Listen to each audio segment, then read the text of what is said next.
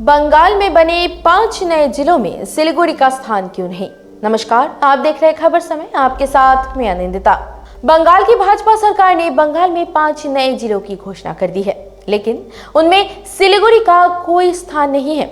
जबकि उम्मीद की जा रही थी कि पश्चिम बंगाल सरकार सिलीगुड़ी को लेकर एक बड़ी घोषणा कर सकती है, पर सिलीगुड़ी वासियों को जरूर निराश होना पड़ा है।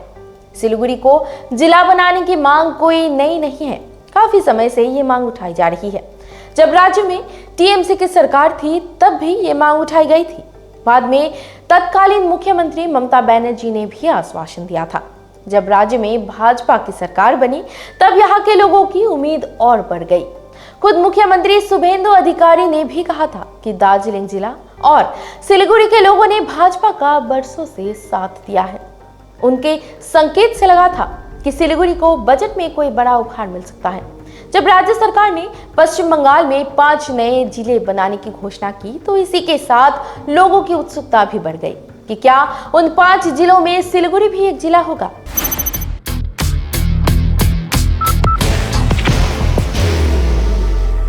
There will only be one insignia. राज्य सरकार ने कोलकाता, बशीरहाट, सुंदरबन, जंगीपुर तथा आरामबाग को राज्य के नए जिले के रूप में स्थान दिया है, जबकि कांथी में एक नया पुलिस जिला बनाने की घोषणा की है। उपरोक्त नए जिले की पृष्ठभूमि का अध्ययन करें तो जिन 5 नए जिलों की घोषणा किया गया है वहां काफी समय से ये मांग की जा रही थी। इसके अलावा इन सभी इलाकों के लोग विकास और सरकारी सुविधाओं से वंचित थे। जानकारी ये भी मानते हैं कि इन नए जिलों की जनसंख्या से लेकर क्षेत्रफल और मुख्यालय सभी मानदंडों पर ये नए जिले की क्षमता रखते हैं। यही कारण है कि सरकार ने उन्हें जिला बनाया है। जबकि दूसरी ओर सिलीगुड़ी को जिला का स्वरूप लेने के लिए कुछ नए तकनीकी मानदंडों को पूरे करने होंगे। इस पर अभी प्रक्रिया पूरी नहीं हुई है या फिर इस पर असमंजस की स्थिति बनी हुई है। बाहर की भागदौड़ अब नहीं तोड़ेगा आपके घर का सुकून। SBM गोल्ड UPVC विंडोज, आपके घर का सुकून। लेकिन अगर व्यावहारिक रूप से देखा जाए तो सिलीगुड़ी को जिला बनाना वक्त की जरूरत है। सिलीगुड़ी की जनसंख्या लगातार बढ़ रही है। आबादी बढ़ने के साथ ही भवनों का विस्तार भी हो रहा है।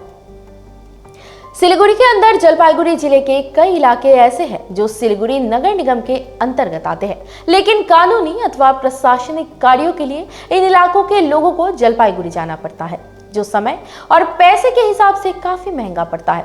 लोग सवाल भी करते हैं कि वे रहते तो है सिलीगुड़ी में, फिर प्रशासनिक कार्यों के लिए जलपाईगुड़ी क्यों जाए। आम जनता को काफी असुविधा होती है, इससे प्रशासनिक व्यय भी बढ़ जाता है। अगर सिलीगुड़ी को जिला बनाया जाता है तो सिलीगुड़ी के अंतर्गत जलपाईगुड़ी के रहने वाले लोगों को सिलीगुड़ी में ही प्रशासनिक मुख्यालय से लेकर कानूनी मामलों को निपटाने के लिए कोई कोर्ट कचहरी और सिलीगुड़ी महकमा दफ्तर भी उपलब्ध हो जाता है।